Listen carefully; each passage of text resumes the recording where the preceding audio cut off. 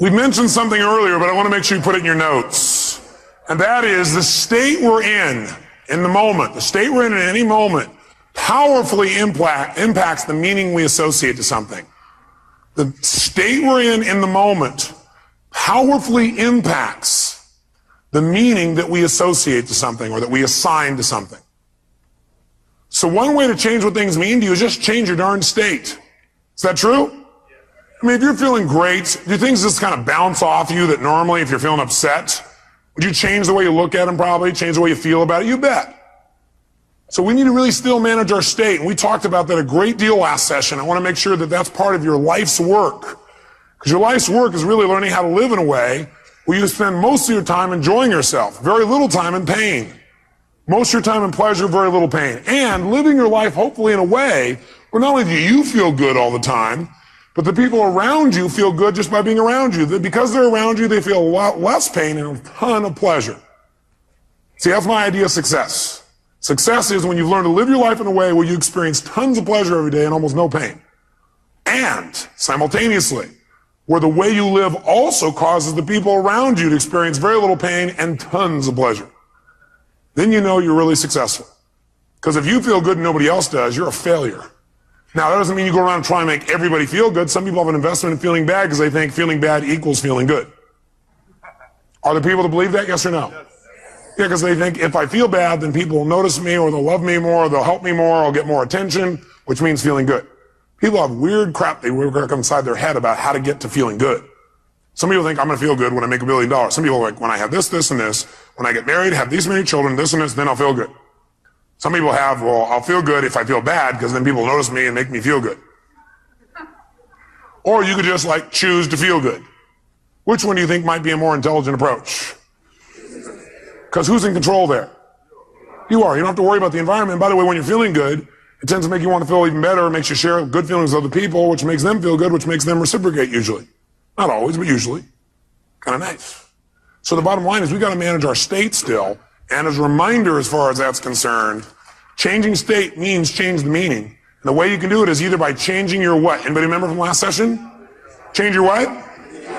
Change your what? Change your physiology. Physiology, again, means the way you move, the way you breathe, your facial expressions, your gestures. The way you use your body determines the way you feel. You got to remember that for the rest of your life. If you're not feeling the way you want to feel, first thing you do is just change the way you're moving. Emotion is created by what? Motion.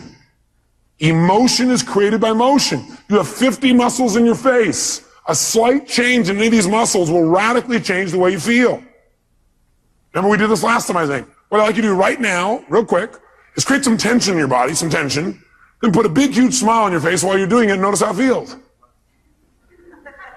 How many feel somewhat excited when you feel this? Let me see your hands. You know why? Excitement has tension in it. The only difference is you send a different biochemistry into your body. You fire off different biochemicals when you make a smile. Physically, it changes. You want to get depressed? What do? Drop your shoulders, look down, breathe shallow, drool. Right? Change the way you move. Some people have limited emotions because they have limited motion. They're trying to express their feelings and they go, I have something important I want to share with you. Hear me. Feel me. I am man. Feel this? Versus, listen to me. Come on, let's make this happen. Let's do this. Do you understand what I'm talking about here? The more emotion you have, the more emotion you have. And there's certain emotions you're not feeling because you're not making certain movements happen in your face. You want to change that. You want to go for more. See, did I mention to you last time, did we talk about how certain people who live together for a long time begin to look like each other? Did I mention it? Do you remember why? Because in order to be in rapport, we like people who are like us. So we mirror back similar facial expressions. We do it enough, we literally mold our muscles to be in that way. And we use those kinds of emotions on an ongoing basis. A lot of people look like their dog. I don't have the explanation for that one. I don't know if they're mirroring in that case, right? Maybe they're trying to pick somebody like it, right? But see, the thing we got to realize is we got to control our physiology. So throughout this day, as last time, I want you to remember to live at level 10. You remember what that means? Living at level 10 means what you got to do is ask yourself on a scale from 0 to 10, where's my level of energy? 0 is dead, 10 is unstoppable. Which level is going to allow you to get more out of this weekend? Which one? 10, without a doubt. If nothing else happens from you coming to these Fortune programs, but every time you get here, you demand from yourself for 4 days to live at level 10, you think you might develop a little stronger emotional muscle, yes or no? And pretty soon what used to be hard to do, like demanding 10, is the way you live. It's easy. It's like you can live that way easy, no problem. And now you go home and you live at that level. Does that impact your patients, yes or no? Yes. Does that impact each other in the office, yes or no? Does it impact your home life? Does that impact those ecstasy ideas we had about the relationship at home? Yes. See, if you're level 10 every time with your personal relationship, would that enhance it, yes or no? So how do you determine whether you're at 10 or not? You decide to go there, and the way you decide to go there is you got to ask yourself on a regular basis, where am I? See, I found the more you measure something, the better it gets. But if you don't measure it, you're not going to do well. If you set a goal on New Year's Eve, and then you check next New Year's, you're in trouble. Because you had one correction. It was at the end of the year, and it was too late.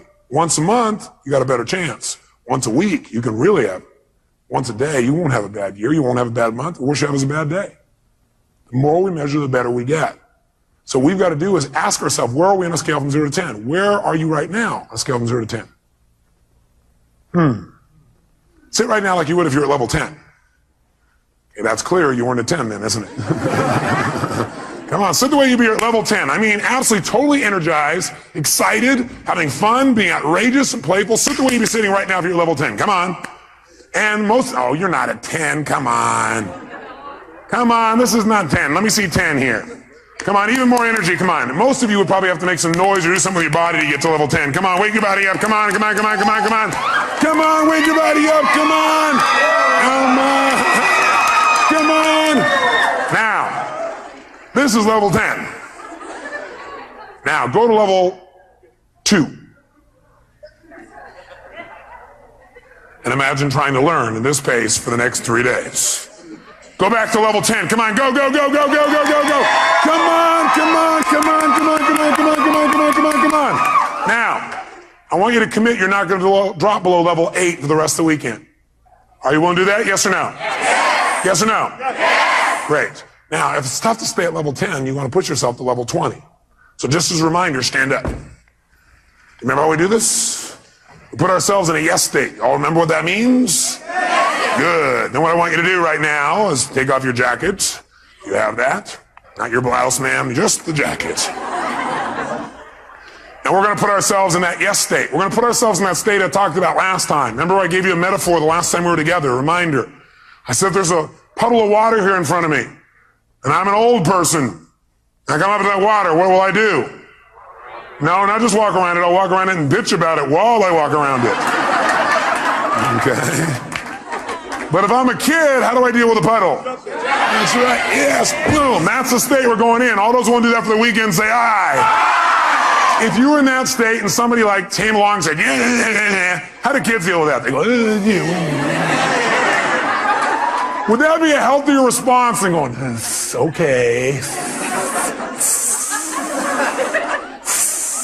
I'm looking for new ways to hiss and get this person. Would that be more healthy, yes or no? Sure, it's more playful, it's more outrageous. Next time somebody is real bitchy, just get real bitchy back. We'll do it funny. Will that break their pattern? Yeah, you might piss them off even more.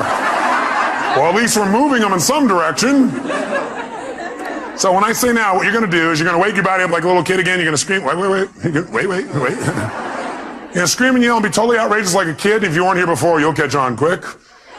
Then, at the peak of our being totally bizarre, weird, outrageous, playful, seductive, fun, adventurous, and outrageous again, what we're going to do at the peak of that is we're going to go and we're going to clap our hands and say the word yes right at that moment. And when you clap your hands and say yes at that moment, your job is to create more energy, more excitement, more outrageousness than the moment before. We'll do it faster and faster. At the end, we'll do the woe clap. But what I want you to do is go to level 20 on this. On a scale from 0 to 10, you're going to go to level 20. You go, that's impossible. That's why we're going to do it. Because also, once you've been to level 20, level 10 feels like you're relaxing by contrast. Okay, first let's just try the word yes strongly and notice how it feels again. Ready? Yes! Say it again stronger. Yes! Oh, even stronger. Yes! One more time. Yes! Yes! Does that feel pretty good? Yes! Okay, good. Now, let's put it all together. Be a little kid again, be outrageous, create some energy, come on.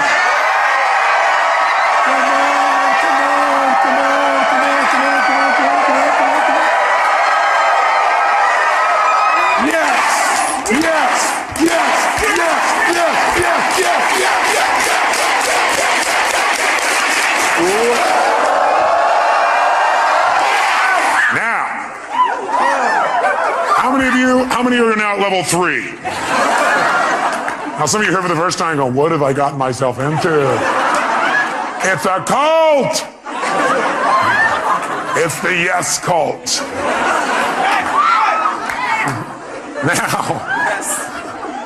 Now, how do you get a muscle? You push yourself beyond what's comfortable and you do it consistently. And that creates growth. So we're going to do it again. You go, I barely survived the first one. Let's try it again. Ready? Wake your body up. Be outrageous. Come on.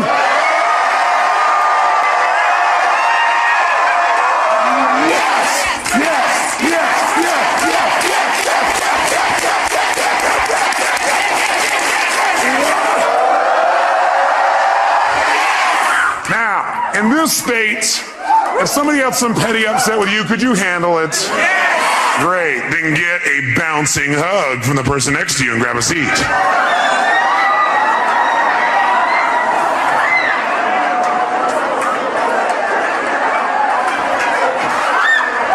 And grab a seat. All right. We said there were 2 ways, though, that we could change our state. One was to change our what now? Nice and loud. Or the other is to change our focus. Change the way we're representing things to ourselves. Like picturing things in our head is one way we focus. Somebody doesn't show up on time, we picture in our head, I'll see why, because they're out there messing around, because they don't care about me, because this and this and this. Another way we focus is by what we say to ourselves. We represent, oh, well, they're not doing it probably because they don't really love me. We talk to ourselves in certain ways. We get all these negative feelings. But if we change what we focus on, we change what we feel. If you think of something you're afraid of and you focus on it, will you feel it? You bet. If you wanted to feel depressed right now, how many could pull it off? No problem. How would you do it? You remember, don't you? A little reminder here. Just put yourself in a lousy physiology. Or, easily, another way you could do it, of course, mess up your biochemistry, eat in a way that drops your blood sugar through the floor. Or how else could you pull it off? All you have to do is think of something that once happened that made you feel bad. Something from the past, and remember it again. That seems very intelligent, doesn't it? And feel bad about it once again. How many of you would go to a movie that was terrible over and over and over and over again? How many would think that would be real intelligent? Let me see your hands. But if one of your friends said, yeah, I'm going to this movie, I hate it, sucks, I'm going back there again.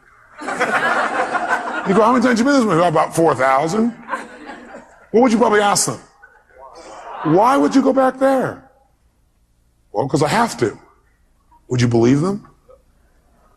I don't believe you either when you tell me that. But I always believe in you because I know you know better. You don't need to go to those movies anymore. They're a bunch of myths anyway, made by poor directors. Lousy writers, lousy producers. You're a better producer, director, and writer now. You're probably even a better actor or actress. So why not create it the way you want it instead of seeing the same old movies over and over again? Most producers I know don't sit and watch their worst movies over and over and over again and feel bad about them again.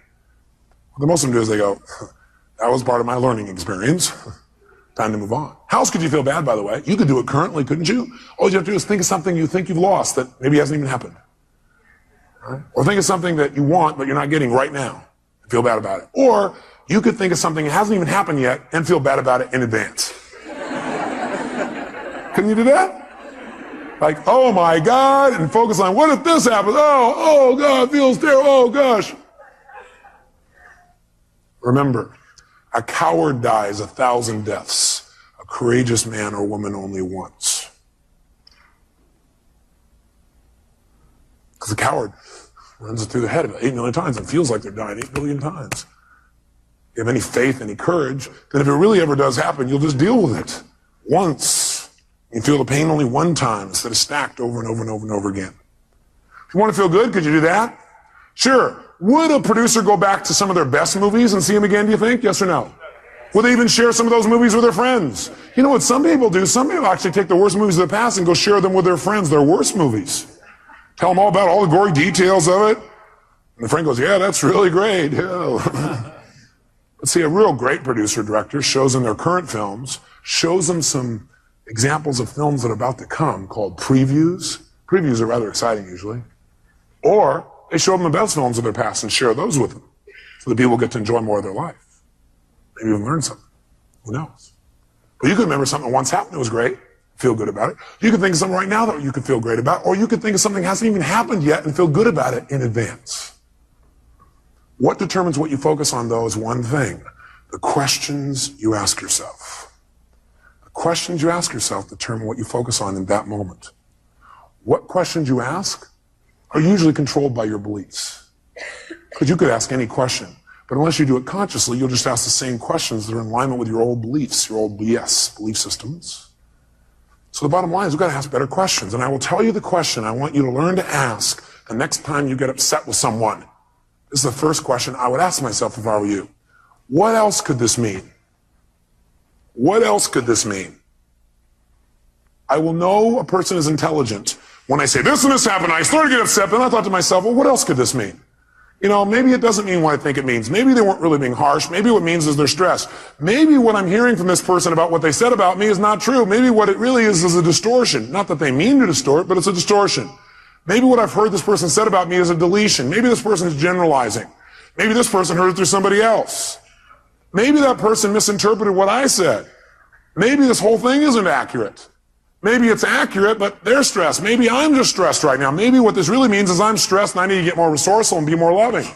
And I can handle this. Maybe what this means is it's a chance for me to go to the next level. What else could this mean? You're only upset when you've decided on a meaning that creates an upset. So if you're feeling upset, what else could this mean? Because again, how many of you have ever thought something meant something and been upset about it later on and found you were wrong? How many have done this? So wouldn't it be smart as a first step to always ask, what else could this mean? And search for other possibilities. See, with my friends, I always do this. If I care about somebody, I always do this. And what I've learned to do is even with people I didn't so much care about or didn't even know. What else could this mean? See, that makes your whole life open up and expand. See, once you think you know what everything means, you're in deep trouble. Because when you're a kid, you know what happened? You used to have this big giant doorway. But then you became an adult, and you noticed the door. You started to say, I know how this door works. And you close it a little bit. You said, I know how the world is, and you closed it more. I know the world is, and pretty soon, now you know how the world is. You absolutely know how the world was. See, when you're a kid, you didn't know how the world was. It was just amazing how big the world was. It was amazing how much wonder there was in the world. How much you could learn, how much you could grow, how stimulated you were. You were stimulated by all kinds of things because you didn't know for sure what everything was. You're always curious about what things were. But as an adult, you now know what everything is. And if it doesn't fit in there, it's wrong.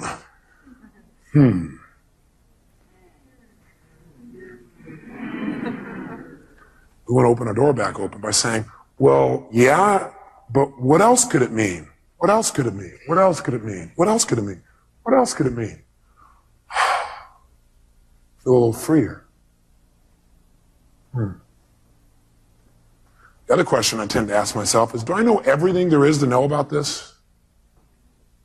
Do I know everything there is to know about this?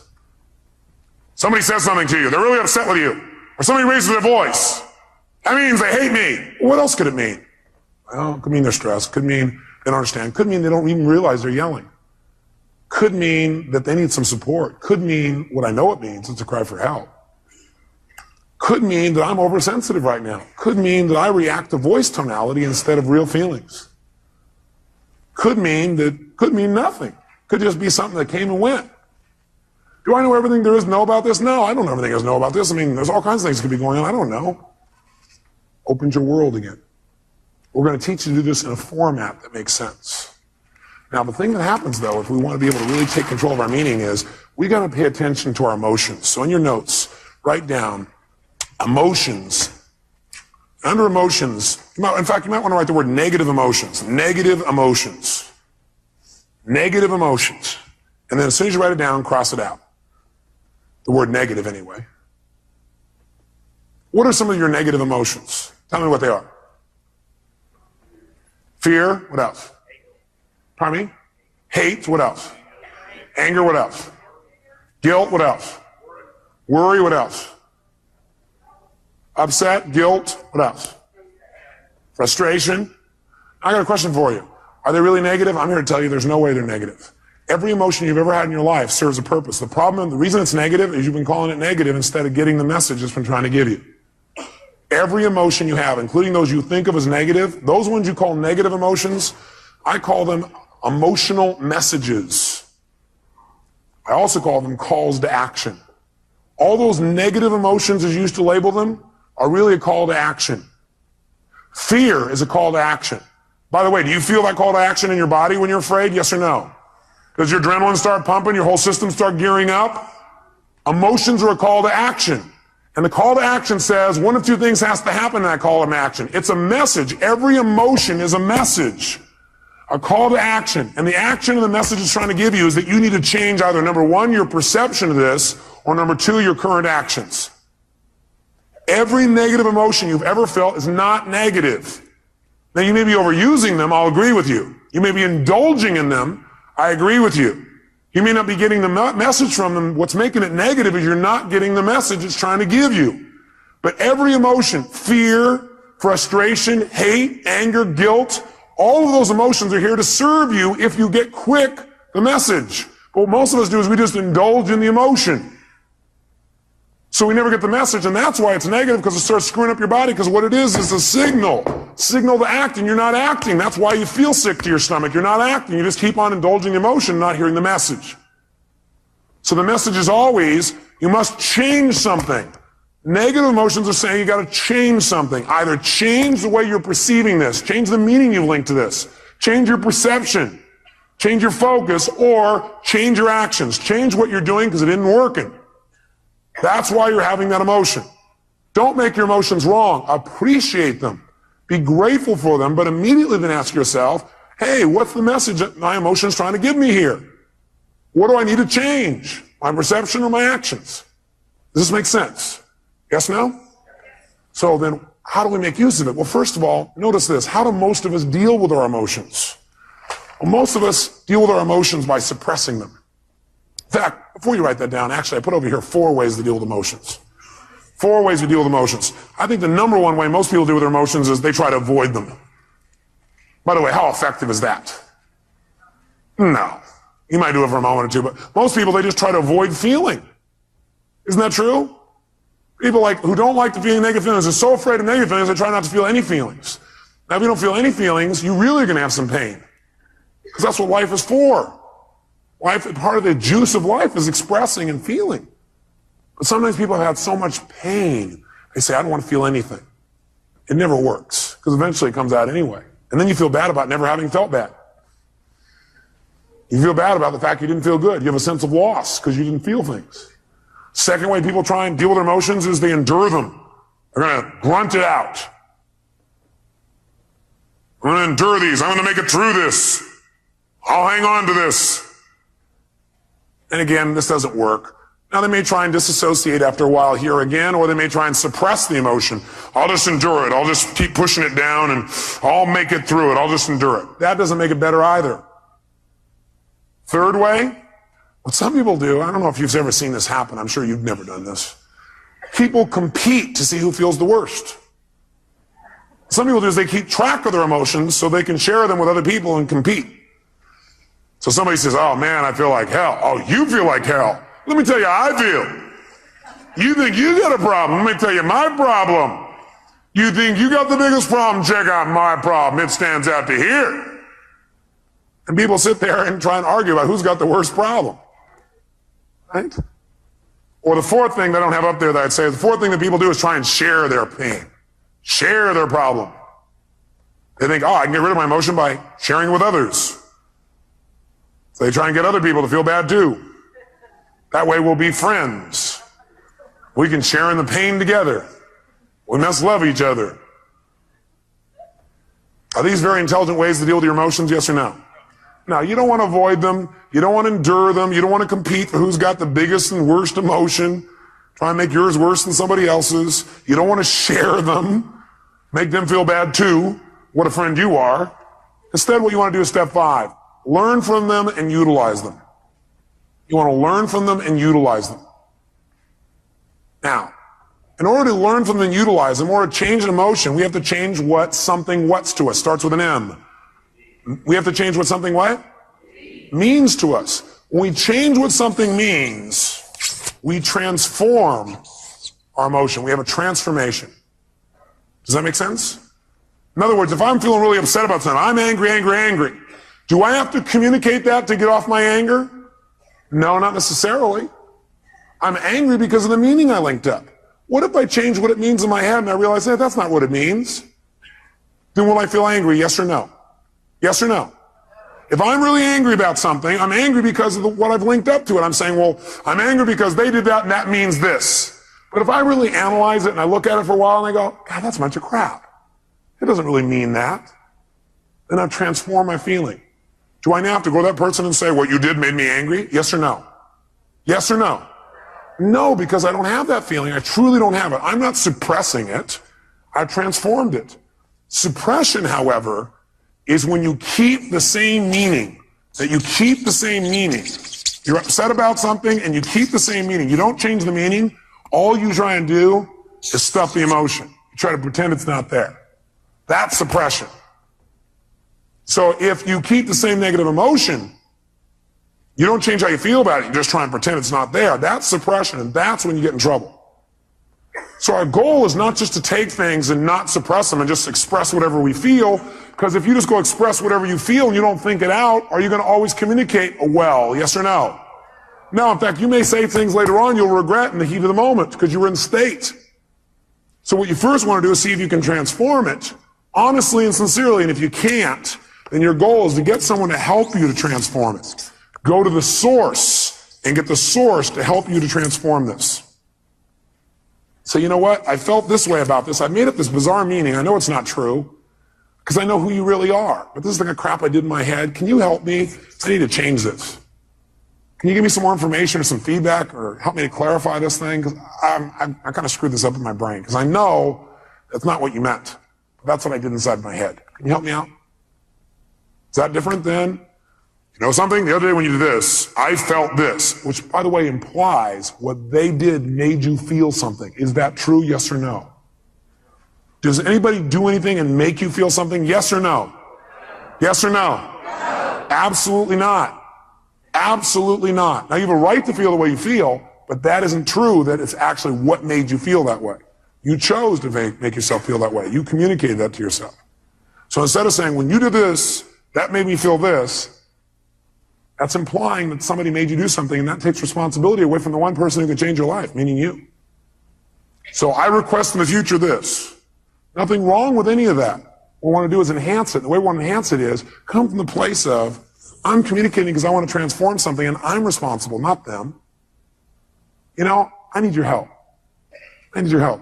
The other day when this thing happened, I used that to interpret that to mean this. And I know it's not true because I know who you are. I need some clarity. Can you help me out? I got to clean this up. And me. Who's responsible? By the way, will they want to help you? Yes or no? And by the way, what you're really doing here is making clear what you're really doing, which is you're doing a cry for help. Maybe not crying. You're making a request for help instead of crying. Make sense? And people hear this is a request for help. Do we want to help other people? Yes or no? Especially us. We're all in the helping business. That's why we do what we do. That's the bottom line. So we're going to develop a format like this where we don't suppress, but we don't just express. Because you know what happens? If you just go out there and whatever you feel you express, what you really do is you vent. And then you make it right. Or you demand. See, venting and demanding does not make communication better in the long term. How many would agree with me on this? Okay. We want to go to a different level. We want to transform our communication. We want to transform what things mean to us. Now, here's what I want to be able to have you do. I want you to be able to take the emotions that you're experiencing and be able to deal with them quickly. So I want to give you 6 steps to changing or dealing with, not dealing with, but I guess utilizing is the right word. 6 steps to utilizing any emotions you feel that you used to call negative, which now I call emotional messages, or calls to what? Calls to action. Whenever you're feeling a negative emotion, which we're now going to call emotional messages, it's a call to action, and it's saying you need to change something. What do you need to change? One of 2 things. Repeat back. What are they?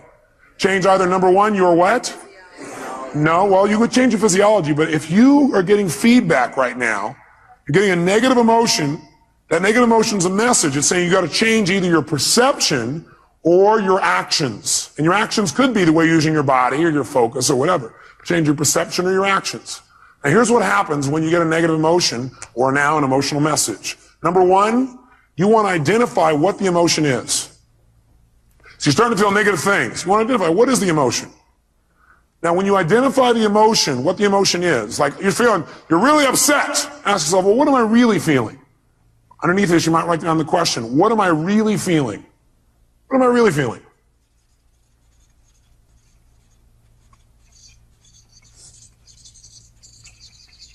So when you say, I'm upset, I'm going to say, what am I really feeling? And what might your answer be when you say, what am I really feeling?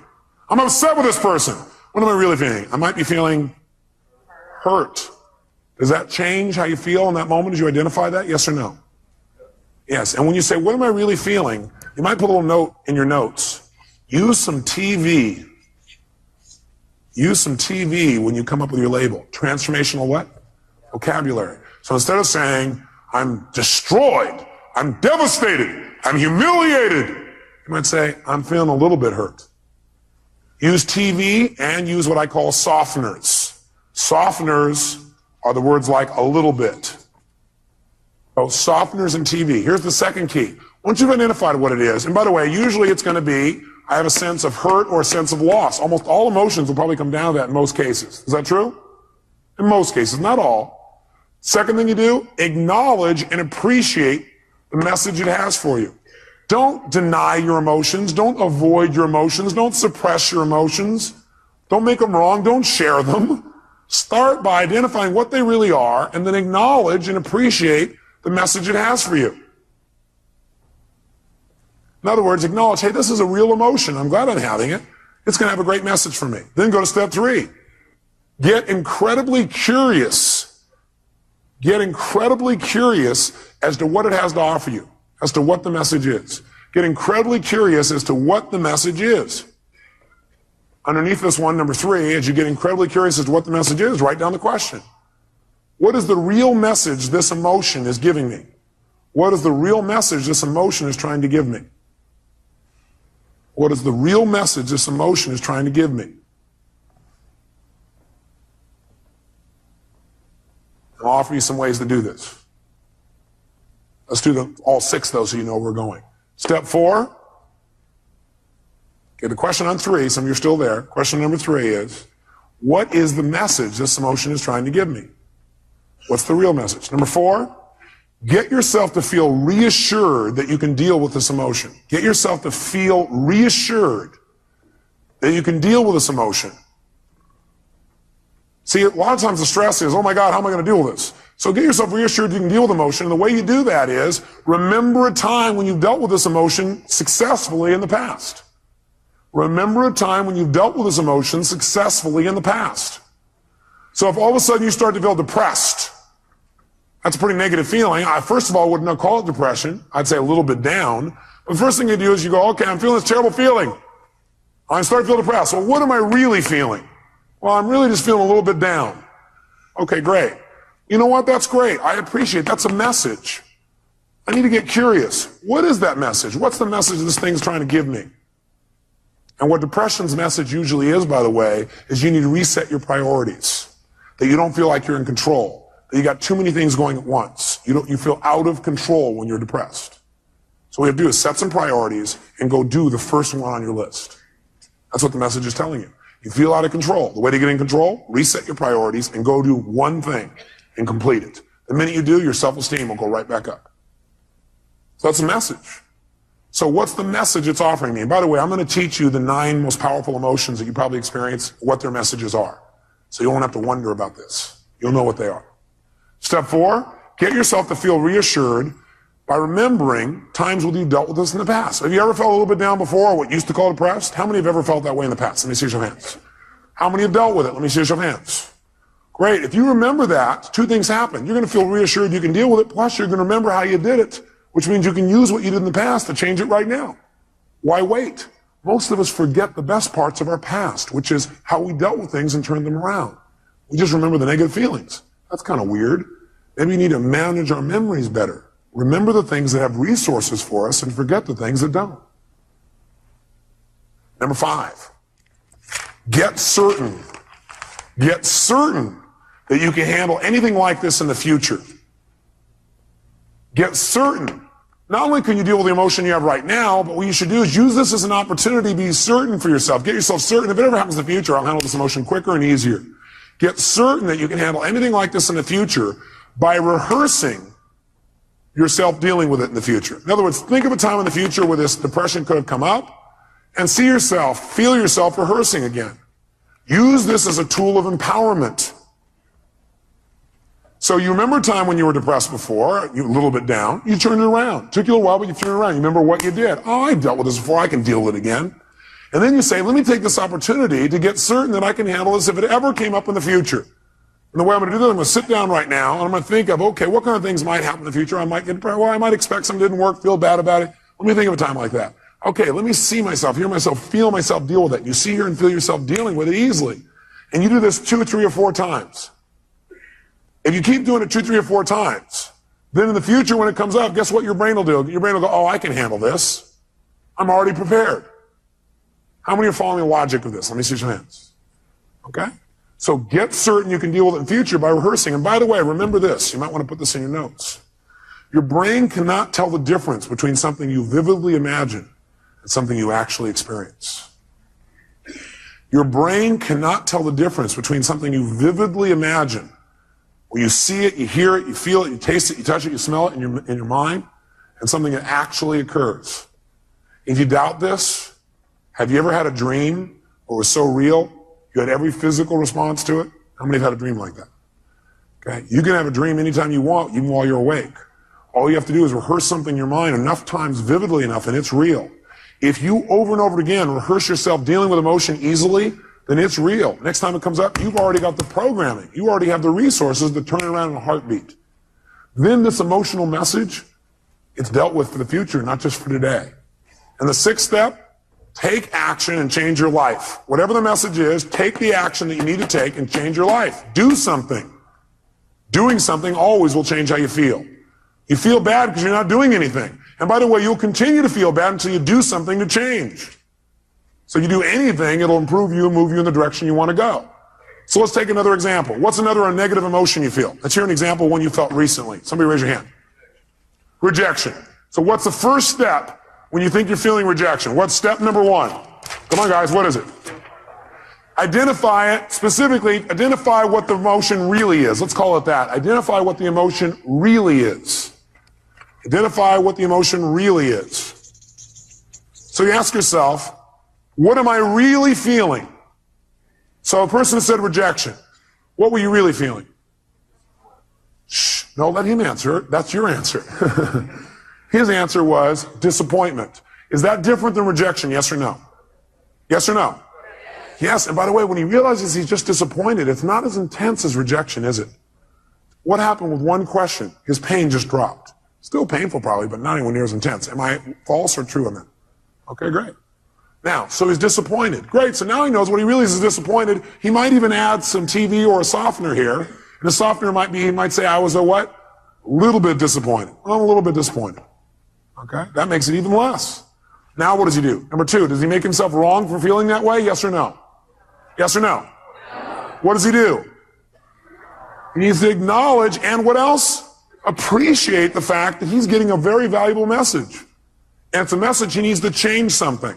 He needs to either change his perception about it so he's no longer disappointed, or he needs to change his actions so he doesn't be disappointed now or in the future. Step 3, what does he need to do? Get incredibly what? Like a little kid? What? Curious. When we're curious, do we learn things more? Do we learn better when we're curious? You bet. So he needs to get incredibly curious about what this message has to offer him. If you were really curious, what do you think that message really had to offer you?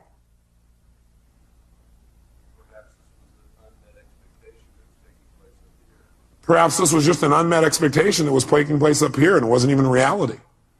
What's happening to his level of emotional intensity right now? How many see that it's dropping? Can you see that? Okay, it's dropping right now. You go, great. Can you remember a time? Next step is get himself what? What? Great. And the way to do that is get him to what? Remember a time when he's dealt with it. Have you ever been disappointed before and dealt with it? Can you remember a specific time? Can you turn it around, made it good? Can you remember a specific one? Think for a moment, a time when you turned around and you made it great. You actually took it, made it to your advantage. Remember a time like that? How'd that feel? So you know how to deal with this, don't you? Well, I got a question for you. What did you do back then that changed it? He redefined the terms he was going to use. He changed his perception or his rules. Great. How'd that feel when you resolved it? So great. So when he goes to reassure this, two things happen in the reassurance. One is he sees he can deal with it. He sees and feels he can deal with this easily. And number two, he sees how. And number three, he remembers how good it feels to relieve himself from the feeling. So he remembers how good it feels to get rid of it. Which, by the way, makes him want to get rid of it right now. And what's the last two steps? Step number 5. What do we want to make sure? We want to make sure he doesn't just not feel bad about it anymore now, but we want to make sure his future's better. We want to get him what? Get what? Certain that he can handle this in the future. So he probably feels pretty certain right now, but you know what I'd like you to do? I'd like you to think some other area in your life where possibly in life you could have gotten disappointed in the future. Some kind of thing that might come up. Can you think of something that could come up and do that? Look, he's already knows. Close your eyes for a minute. And just for a moment, what I want you to do is I want you to think of that thing starting to happen when you start to get disappointed or feel rejected, actually, is what you did initially. Then you realize you're just disappointed, and then you just handle it. See yourself handling it in the future even better than you have in the past. And notice how good it feels the minute you handle it. Can you feel that? Mm-hmm. Think of another time, something else that could happen in the future, where it might have been a real major disappointment. But see yourself handling it real quickly, real easy, getting off and making it work, and notice how good you feel as soon as you handle it. Got it. Okay, do it one more time. Do 3. Do a third one. Some other area of life where you're really disappointed. See and feel yourself handling that real easily, real quickly. Got it. Good. How do you feel about your ability to deal with this in the future? More confident. Yeah. How many can hear it in his voice? You hear that? Hear the depth in his voice. And the last thing is, go take action and change it. He may have already done that if it was changing a perception. Or he can go do it physically. How many follow the system? Okay, we're going to do one more. I need a volunteer up here so everybody can see this person, because if you would have saw his face just now, it changed. Somebody who's had an emotion that you really, recently had and it bugged you or created some negative feeling for you. Somebody's got one of those. Oh, nobody in the whole room. Oh, I don't want to be out there. I don't know what he'll do. Boy, all his people here are pointing to this guy here. Is that your staff pointing at you, Dr. Bob? Dr. Bob, give him a hand. Yes, indeed.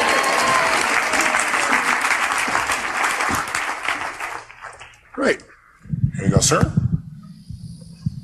He's going to reward you guys for this later. He probably will, actually. That's right. Dr. Bob, what's a negative message, a negative feeling that you've had recently that you'd like to change, you really are committed to changing, but it's been bugging you? Disappointment and rejection. Disappointment and rejection. Well, it seems a lot of that's going around. Must be catchy. It's the rejection virus. People are spreading it. Okay, well, which one would you like to deal with? Or are they tied together? Well, actually, it's probably... What question did he just ask? For him to say, actually, he's already done step 1. What's the question he just asked? For him to already say, actually, what did he ask? He first of all started to identify what the feeling really was, didn't he? And the question he asked is, what am I really what? Feeling. What are you really feeling? Anger. Anger. What's that really? Well, what that really is I was angry because I felt rejected. Okay. And I was really disappointed about what happened, the circumstance. So what's he done? He's managed to stack his negative emotions one on top of another. And by the way, this is unique to Dr. Bob. Nobody else you know does this, do they? But what are you really feeling? All that stuff, what's behind all that stuff? You just really feel what? Rejected. Rejected. Disappointed. I mean, it was discounted by... Does he look like a computer that keeps running the same program over and over again? He's a reject, disappointed. He's running right back through the thing. Do you feel hurt? Yes, yeah. Do you feel rejected or do you feel hurt? I feel hurt. Do you feel disappointed or do you feel hurt?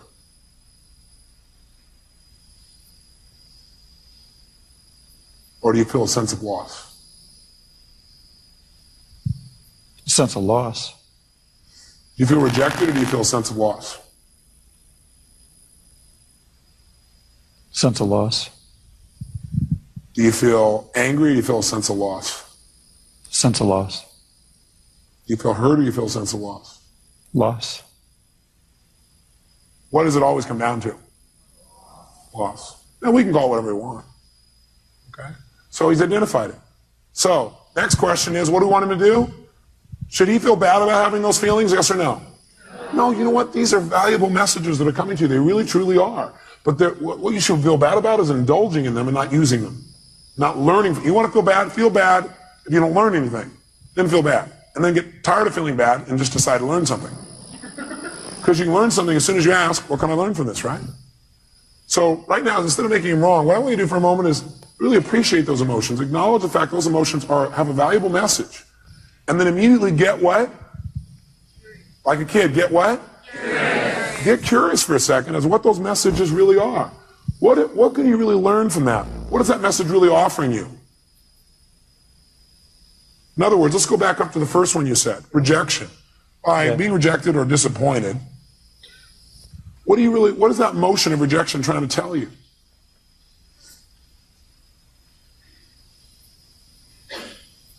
The relationship's important. Love's important. It's telling him that relationship's important, that love is really important to him. Is that a valuable message? Yeah. What was that disappointed in telling you? What was the message it was trying to tell you?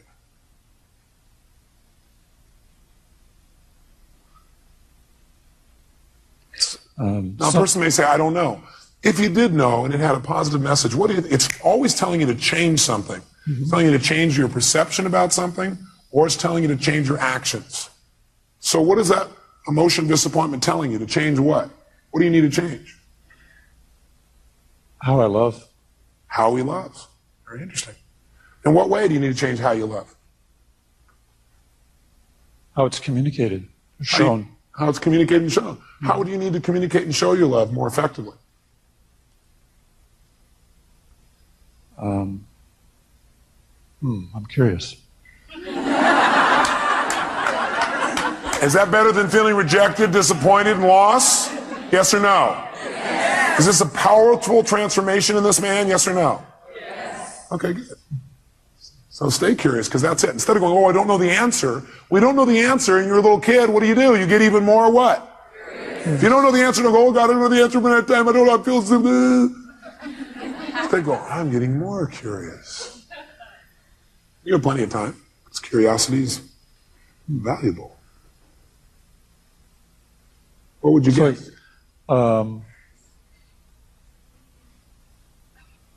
Need to be more, I'm confused.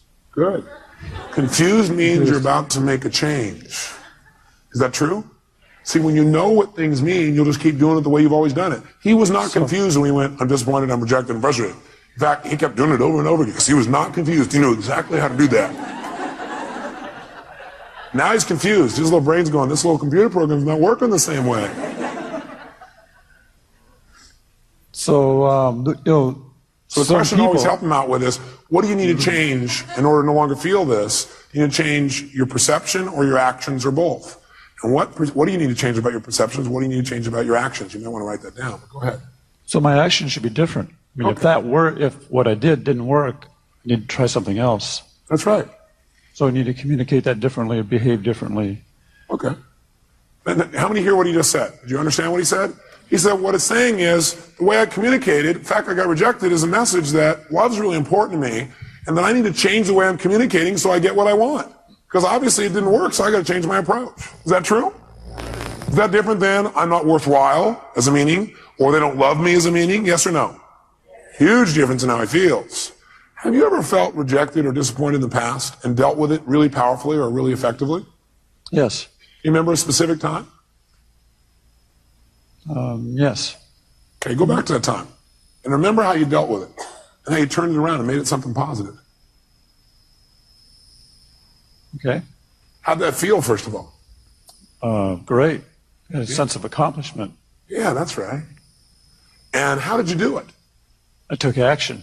What did you do? Take action. How did you do that? What did you do? I started doing things differently. Oh, great. Expressing myself differently. Did it work? Yeah. Mm-hmm. Wow. By the way, what is this doing now? It's teaching his brain, if you do this, you're going to get pleasure. What you used to do gave you what?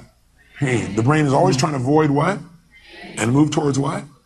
He's teaching his brain right now. He's rewiring his brain a little bit here. And by the way, I keep using these computer metaphors, and I see some of you get pained when I do that. I think it's because you think, oh, do you think I'm just a computer? No, I see you as a spiritual being who also has a filtering system. And that filtering system sometimes you allow to take control and keep you from doing what you do naturally, which is just love and appreciate other people, including yourself. Okay? So we got to deal with both sides. How it is, how we operate unconsciously, as well as who we are. We want to deal with how we operate so we can be more of who we are. Now, I'd like you to think about this for the future. First of all, you feel pretty good about you being able to deal with it right now? Yes. Yeah, and by the way, does it really look like you can deal with it now, yes or no? So think about the future. I'd like you to think of some place in the future where you could have felt rejected or disappointed, something that could come up that could cause you to feel rejected or disappointed. Okay. Okay? Close your eyes if you would, and see yourself using your skills, handling it 10 times better, quicker, more easily, turning it around right away. And feel how good it feels to turn that around. Okay. How does that feel? Feels good. Yeah. Can you do it? Yes. Easily or hard? I can do it. You can do it. Okay, great. So now I want you to do it. That's great. So now I want you to close your eyes. I want you to think of another time where it would come up. Only this time I want you to do it easily. I want you, there are resources inside of yourself you haven't thought of before, and I want you to do it and even enjoy it. Turn around and make it happen easier and quicker. Okay. Okay, look at, if I ask him to do it, can he do that? Yes. Yes. I'm asking him a better question. It gives him better resources. Okay. Can you see yourself handling it quicker and easier in that one? Yes. How does that feel? Great. How many see the difference and hear it in his voice? Great, let's do one more. Think of something else that could come out in the future where you could have felt rejected or disappointed, but now, heck no, you handle it really easily, real quickly, just like this. Okay. Have you already done it? Done. He's getting a little faster at this, isn't he? He's got some experience. How do you feel when you do that? Super. Super. Look at him. Look at his face. Now, if someone were to say, I'm going to reject you now. Thank you very much. Give him a hand. Thank you very much, sir. Thank you.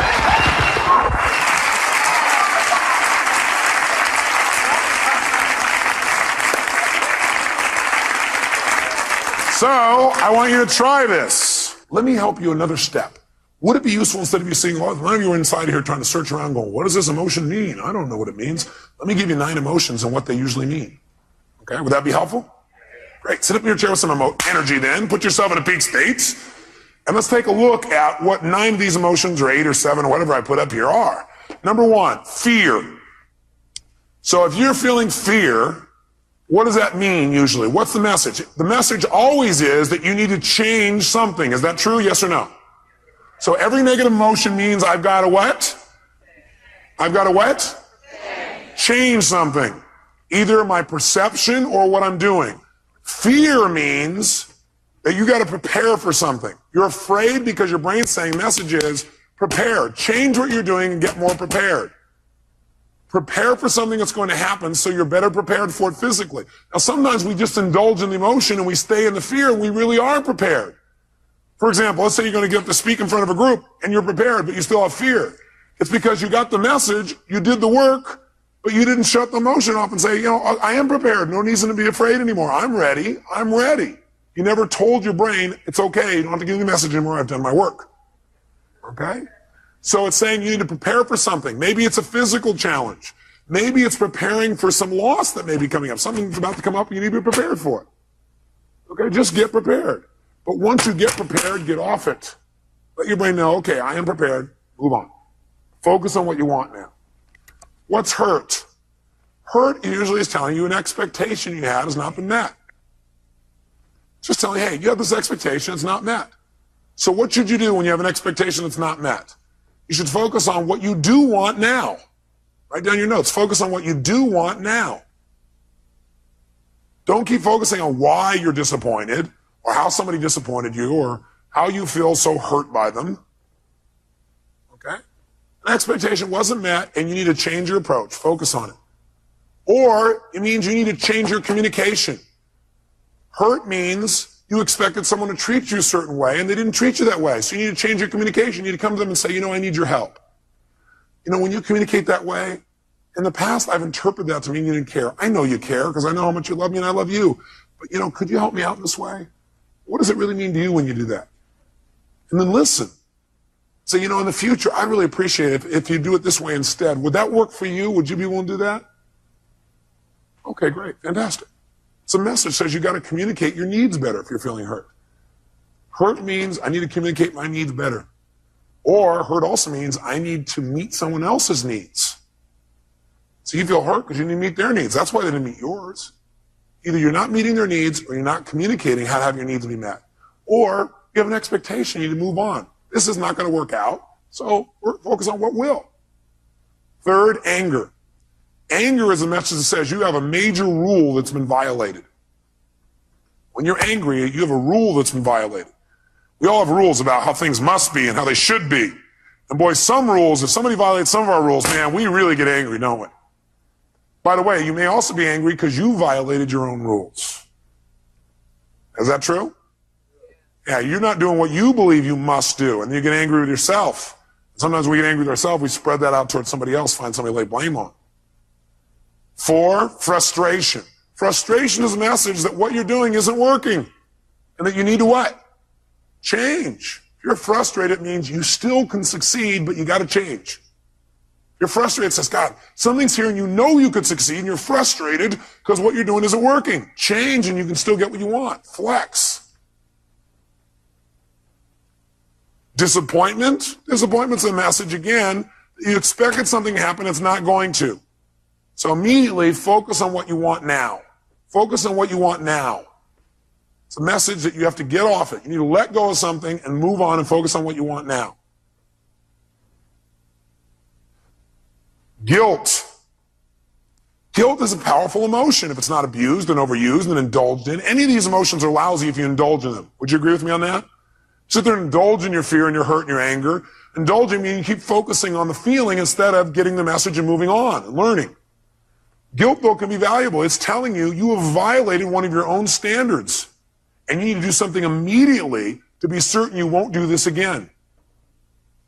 You're having that pain of guilt because your brain is saying you just violated one of your most important standards of your life. You violated one of your own values.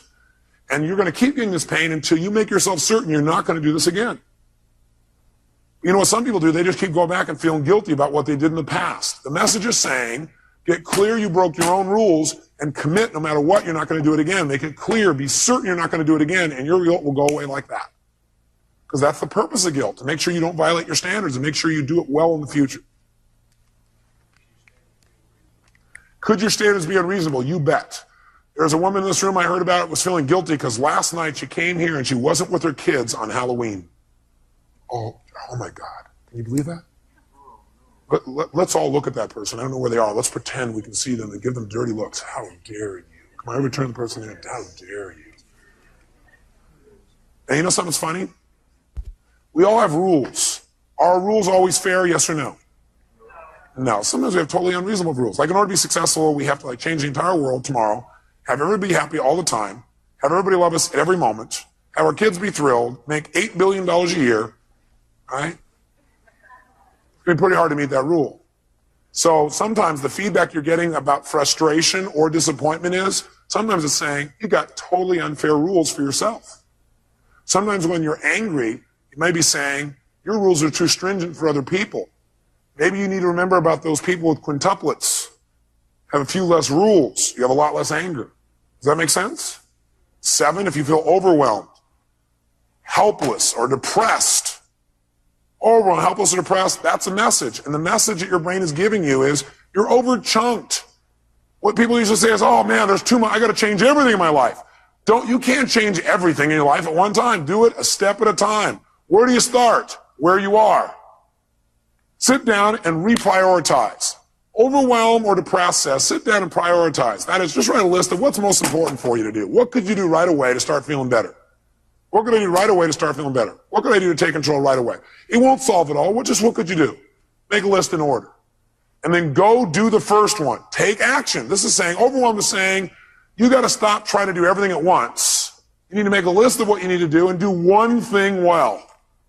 As soon as you do that one thing well, you'll feel like you're in control of your life. You keep one commitment to yourself, and all of a sudden you feel good again. You start feeling like you're in control. You don't feel depressed anymore. How many buy this theory? I tell you, if you do it, it'll work. Feeling alone.